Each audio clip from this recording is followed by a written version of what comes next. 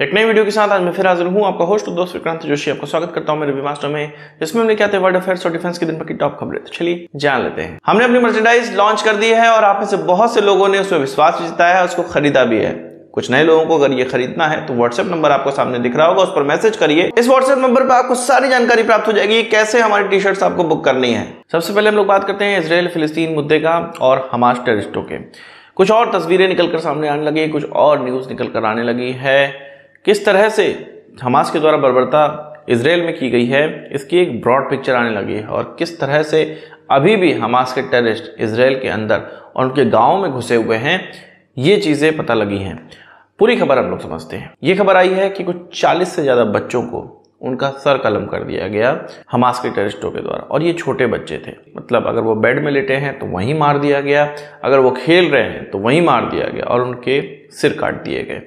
यही नहीं, इससे भी घिनौनी हरकत हुई है। कुछ लोगों को, कुछ बच्चों को और कुछ एडल्ट लोगों को जिंदा जला दिया गया है इन हमास के टेररिस्टों के द्वारा। इस तरह की घटनाएं निकल कर आई हैं। इजराइल का ये कहना है कि 1500 से ज़्यादा जो हमास के टेररिस्ट हैं वो इजराइल के अंदर मारे गए हैं, मतलब उनकी डेड बॉडी मिल गई है।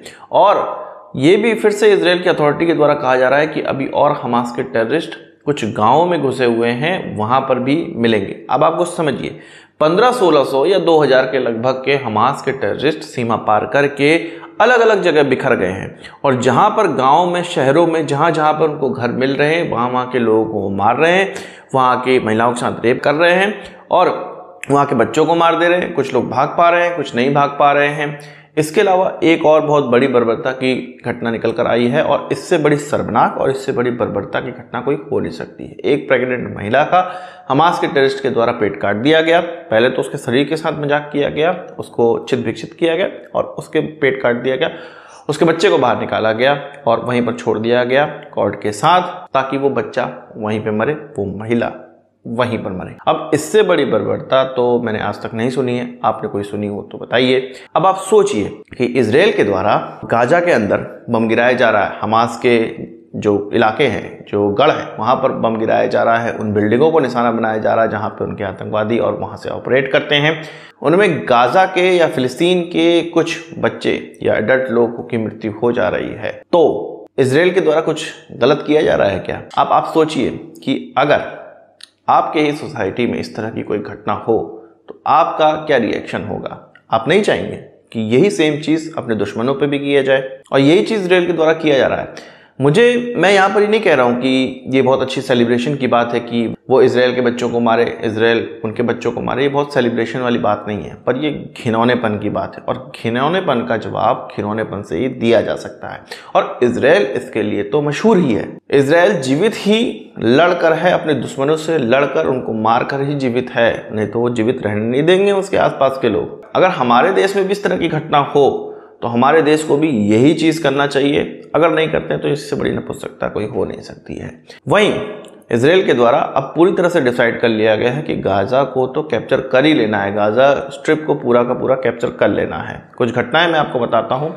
दाबा पानी तो वहाँ की बंदी कर दी गई थी, इलेक्ट्रिसिटी सारी बंद कर दी गई है। इजिप्ट से ये कहा गया है, रफा उनका एक बॉर्डर का इलाका है जो कि गाजा पट्टी से लगता है। इजिप्ट से ये कहा गया है कि अगर कोई भी ह्यूमैनिटेरियन एड तुम यहाँ से दोगे, कोई भी गाड़ी आएगी तो उसको एयर स्ट्राइक में उड़ा दिया जाएगा। इजराइल के द्वारा ये कहा गया है। अब ये जो ह्यूमैनिटेरियन एड्स की बात थी, ये कहाँ से आई थी? जॉर्डन के जो राजा है अब्दुल्ला, उसके द्वारा ये कहा गया था, अब्दुल्ला दुती, उसके द्वारा ये कहा गया था कि इजिप्ट तुम यहाँ से, मतलब ह्यूमैनिटेरियन की जो गाड़ियाँ हैं वो भेजो, क्योंकि इजराइल तो घुसने देगा नहीं और उसका बॉर्डर केवल इजिप्ट से ही लगता है जो गाजा पट्टी का है, नहीं तो वो मेडिटेरियन सी से जुड़ा हुआ है। तो इस तरह का इजिप्ट के द्वारा कहा गया, पर इजराइल ने कहा है कि भाई तुम्हारी कोई गाड़ी दिखी तो उड़ा दिए जाएंगे। इसके अलावा एक और खबर आ रही थी कि इजिप्ट की तरफ से इस जो हमास का हमला है, इसकी 10 दिन पहले ही जानकारी इजराइल को दे दी गई थी। इजराइल की अथॉरिटी के द्वारा कहा गया कि ऐसी कोई भी जानकारी उनको नहीं दी गई है। बाद में इजिप्ट की अथॉरिटी ने भी कहा था कि इस तरह की कोई भी चीज़ हुई नहीं है, ऐसी कोई भी जानकारी उनको नहीं दी गई है। इससे पहले ये प्रयास किया जा रहा था कि इजराइल ही कुछ नहीं कर पाया, इजराइल को बताया गया था फिर भी कुछ नहीं कर पाया। इस तरह का प्रोजेक्ट करने का प्रयास किया गया था और इस चीज का खंडन कर दिया गया है। साथ ही साथ इजराइल ने ऑलरेडी गाजा पट्टी में रहने वाले लोगों या गाजा सिटी में रहने वाले लोगों से कहा है कि वो छोड़कर चले जाएं। अब उनके पास इलाका कौन सा बचा है दूसरे देश में जाने के लिए? इजिप्ट ही बचा हुआ है। रफा बॉर्डर क्रॉस करके वो इजिप्ट में जा सकते हैं, पर इजिप्ट ने तो बॉर्डर ही बंद कर दिया है। इजिप्ट अपने वहां केवल हर रोज 6000 लोगों को ही अंदर आने देगा। अब ये जो पूरा का पूरा जमावड़ा है, ये पूरा गाजा पट्टी और गाजा सिटी में रहने वाले लोग वहां पर जमावड़ा पहुंच जाएगा और वहीं पर वो रिफ्यूजी बन के रहेंगे और 6000 करके वो इजिप्ट के अंदर घुसने का प्रयास करेंगे या घुस पाएंगे और वहां पर उनके लिए रिफ्यूजी कैंप बनाया जाएगा। कुल मिला के ये समझिए कि गाजा पट्टी का नामो निशान मिटा देने वाला है इसराइल। और इसराइल ने बिल्कुल डिसाइड कर लिया है 1973 के बाद पहली बार उनका वॉर रूम बनने वाला है। हिटलर के द्वारा जो मैसेकर किया गया था उसके बाद ये पहली बार इस तरह से मैसेकर हुआ है, बहुत बड़ी घटना है। इसराइल इस बार छोड़ेगा नहीं इनको। वही हमास टेररिस्टों के इस अटैक के बाद कई बार हम लोगों ने ये सुना भी था कि कुछ नेपालियों को भी अगवा कर लिया गया था, उनकी भी मृत्यु हुई, भारतीयों की भी मृत्यु हुई है। इसके अलावा अन्य देशों के लोगों को भी किडनैप कर लिया गया था, कुछ को छुड़ाया गया है। इसमें थाईलैंड भी शामिल हैं, उनके लोगों को भी छुड़ाया गया है। पर अब आ रही खबर कि इटली के द्वारा कहा गया है कि उनके भी 10 नागरिक हमास के द्वारा कैप्चर किए गए हैं या किडनैप कर लिए गए हैं। हमास ऐसा नहीं है कि किडनैप करके अपने देश में ले जा रहा, कुछ लोगों को तो अपने देश में ले गया है, पर जब अंदर के इलाके में ये घुसे हुए हैं तो वहीं पर किसी घर या किसी बड़ी जगहों पे कुछ लोगों को किडनैप कर ले रहे हैं, वहीं पे इस तरह की वो वारदात कर रहे हैं और उन लोगों को मृत्यु दे रहे हैं या मार दे रहे हैं। कुछ जगह पे उनको छुड़ा भी लिया जा रहा है इजरायली सैनिकों के द्वारा स्पेशल ऑपरेशन में। स्पेशल ऑपरेशन की बात करें तो अमेरिका का कहा जा रहा है कि स्पेशल ऑपरेशन जो कि हॉस्टेज क्राइसिस को हैंडल करने के लिए माहिर है, वो इजराइल में लैंड कर चुका है। इसके अलावा इजराइल के कोस्ट पर या आप कह सकते हैं कि मेडिटेरियन सी में जो American aircraft carrier Gerald Ford जो घूम रहा था, पहुंच रहा था, वो आज पहुंचने की उसकी संभावना है। इसके बाद उनके एयरक्राफ्टों की भी गश्ती इसके आसपास करनी स्टार्ट कर दी जाएगी। अब कोई भी देश इस युद्ध में कूदे इजराइल के खिलाफ, उसका मुंह तोड़ जवाब अमेरिका के द्वारा आसानी से दिया जा सकेगा। इसीलिए सबसे पहला काम अमेरिका के द्वारा अपने एयरक्राफ्ट कैरियर को यहाँ पे डिप्लॉय करना ही चुना गया। वहीं कल मैंने आपको बताया था कि इस युद्ध के चक्कर में या इस टेररिस्ट अटैक के चक्कर में जो जेलेंस्की है वो बेचारा परेशान है। आज का बयान भी आ गया है कि भाई जो रशिया यूक्रेन युद्ध है उससे लोगों का ध्यान हट चुका है और अब वो हमास और फिलिस्तीन और इजराइल की बात कर रहे हैं, हमारे पे से ध्यान मत हटाओ, ये उनकी अपील थी। इसके अलावा भारत की तरफ से फिर से हमारे प्रधानमंत्री का ट्वीट निकलकर सामने आया है और हम लोग फिर से अब इजराइल को पूरी तरह से पैकिंग कर रहे हैं। खुलेआम पैकिंग की जा रही है, कोई दिक्कत की बात नहीं है। सीधे सीधे अपनी फॉरेन पॉलिसी में ही हमें बहुत बड़ा चेंज देखने को मिल रहा है कि इसमें जो शब्द इस्तेमाल किए गए हैं कि टेररिस्ट एक्टिविटी या टेरर एक्टिविटी किसी भी मायनों में बख्शी नहीं जानी चाहिए या एक्सेप्टेबल नहीं होनी चाहिए और भारत को ये कभी भी एक्सेप्टेबल नहीं है। आप में से कुछ लोग कहेंगे कि भारत यूएन में तो वोट फिलिस्तीन और इजराइल 2 स्टेट के पक्ष में देता है और यहाँ पर इस तरह की बातें की जा रही है। वहां पर जो बातें होती हैं वो 2 स्टेट जो सोल्यूशन निकाला गया है उस पर बातें होती हैं और वो पहले रेजोल्यूशन निकल चुका है और उस पर भारत की वोटिंग होती है।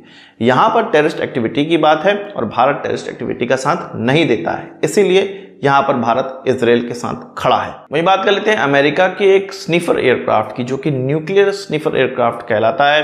वो भारत की सीमा को टच करता हुआ या भारत की कोस्टल एरिया को टच करता हुआ पाकिस्तान की कोस्टल एरिया को टच करता हुआ जाता हुआ दिखाई दिया। जो फ्लाइट रडार 24 है उस पर इसकी जो कॉल साइन था वो एटम 36 दिखा और इसका जो नाम है वो WC-135R कांस्टेंट फिनिक्स है, जो कि लगभग 7000 फीट की ऊंचाई पर उड़ रहा था जब ये भारत और पाकिस्तान की जो कोस्टल एरिया है उससे होता हुआ गुजरा। इसका नाम स्निफर एयरक्राफ्ट इसलिए रखा गया है क्योंकि ये स्निफर डॉग की तरह काम करता है और अगर कोई न्यूक्लियर एक्टिविटी कहीं पर हो रही है तो उसकी जांच करने के लिए ये एयरक्राफ्ट इस्तेमाल किया जाता है। तो ऐसा तो नहीं है कहीं जो हम लोग अभी कुछ दिन पहले पाकिस्तान के अंदर न्यूक्लियर पावर प्लांट में उनके धमाके के बारे में सुने थे या उनके शाहीन 3 मिसाइल के गलत परीक्षण की बात हम लोग सुने थे, तो वहां पर न्यूक्लियर लीकेज का जो खतरा है उसको सूंघने के लिए तो ये एयरक्राफ्ट नहीं आया था। आपको क्या लगता है कमेंट बॉक्स में जरूर बताइएगा। आज की इस वीडियो के लिए बस इतना ही, आशा करता हूँ वीडियो पसंद आया होगा। आप इसको एक बड़ा थम्स अप जरूर देंगे। इस वीडियो संबंधित सवाल से जाओ कमेंट बॉक्स में जरूर लाइएगा और यदि आपने हमारा चैनल सब्सक्राइब नहीं किया उसे भी कर लीजिए क्योंकि हम इस वीडियो लाते रहते हैं। नमस्कार, थैंक यू, जय हिंद।